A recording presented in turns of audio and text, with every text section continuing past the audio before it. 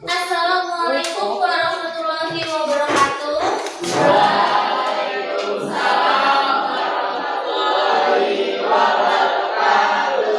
Selamat siang. Apa kabarnya hari ini? Sehat? Bahagia? Baiklah, hari ini kembali lagi dengan Ibu dalam mata pelajaran pendidikan Pancasila dan Olahraga Negara. Untuk minggu lalu kita sudah belajar mengenai konstitusi negara Republik Indonesia. Kita sudah belajar mengenai pengertian, memahami tujuan, kemudian jenis. Coba ada yang masih ingat jenis konstitusi ada berapa? Ada dua. Konstitusi tertulis dan tidak tertulis. Kemudian hari ini kita akan kembali mempelajari konstitusi, ada sebuah sejarah konstitusi. Pengertian sudah, jenis sudah, kemudian tujuan sudah memahami. Kita mencoba memahami dan harus mengetahui sejarah konstitusi. Ada yang tidak hadir? Ada. Siapa?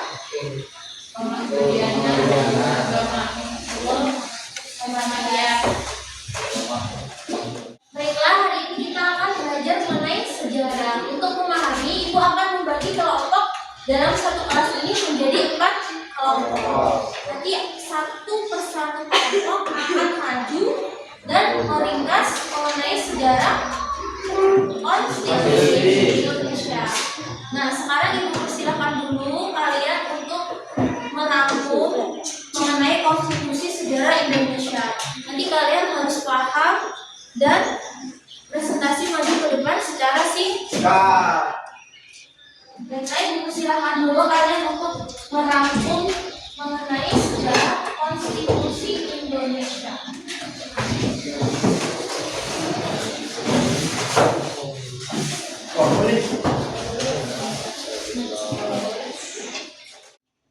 Sudah selesai merangkumnya?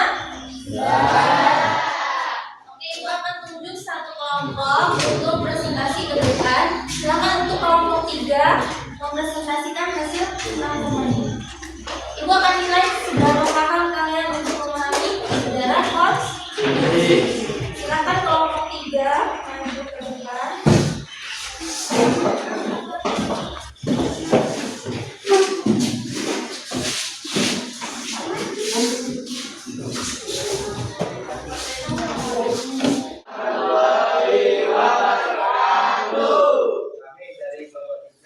Mempresentasikan sejarah perubahan konstitusi Undang-Undang Dasar Republik Indonesia tahun 1945 yang akan dibacakan oleh Menteri Negara.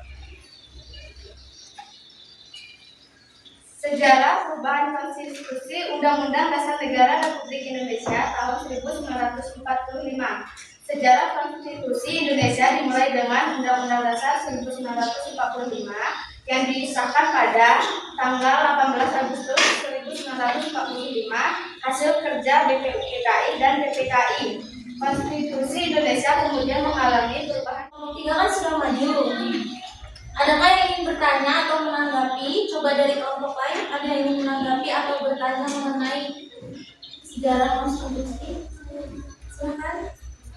Apa tujuan umum perubahan amandemen pada sejarah konstitusi?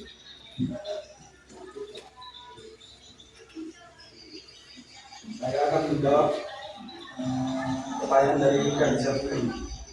Tujuan utama amandemen 1. Pembatasan kekuasaan presiden, mengubah sistem pemerintahan agar lebih seimbang antara lembaga legislatif, eksekutif, dan yudikatif.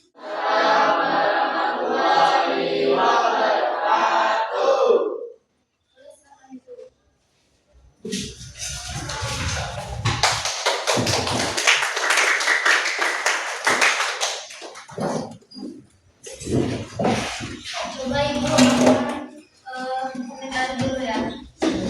Untuk kelompok 3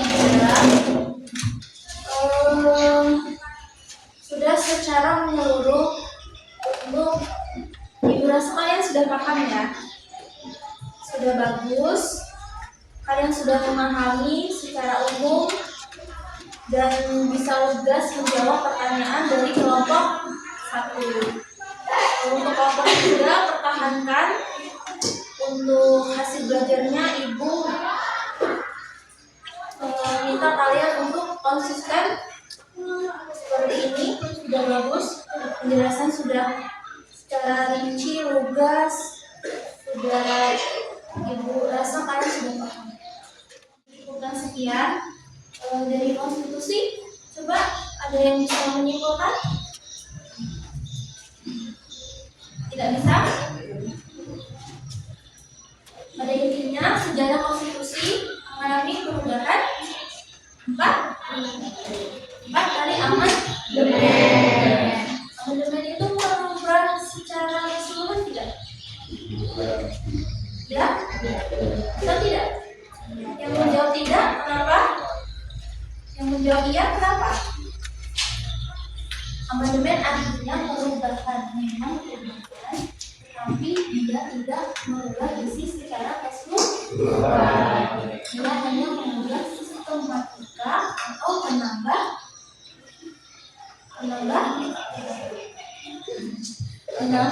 sistem. Menambah hal-hal yang memang dirasa belum cukup untuk dasar penyelenggaraan. Dasar negara Indonesia apa? Pancasila sebagai dasar pembentukan undang-undang dasar negara Republik Indonesia. Pancasila sebagai bahan dasar. Dia juga termasuk bahan dalam pembentukan konstitusi undang-undang negara Republik Indonesia.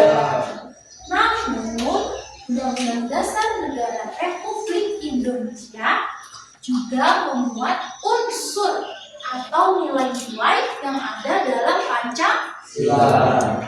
Dasar tertinggi atau unsur dasar yang digunakan untuk dalam pembentukan negara dan dasar penyelenggaraan pemerintahan, baik sebelum merdeka maupun sesudah. Konstitusi Indonesia ditetapkan atau dirumuskan oleh lembaga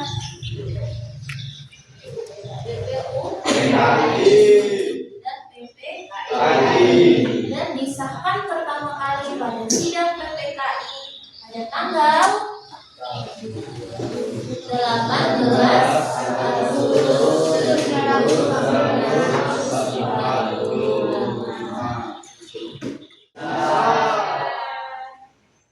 Coba Abi, ibu tanya, berapa jenis konstitusi Indonesia? 7? Tidak apa-apa, Abi sedikit ada berapa hidu? Konstitusi tertulis dan tidak tertulis. Konstitusi tertulis Indonesia. Konstitusi tertulis Indonesia. Ucap Abi, tingkatkan lagi semangatnya Abi. Baiklah, ibu cukupkan sekian.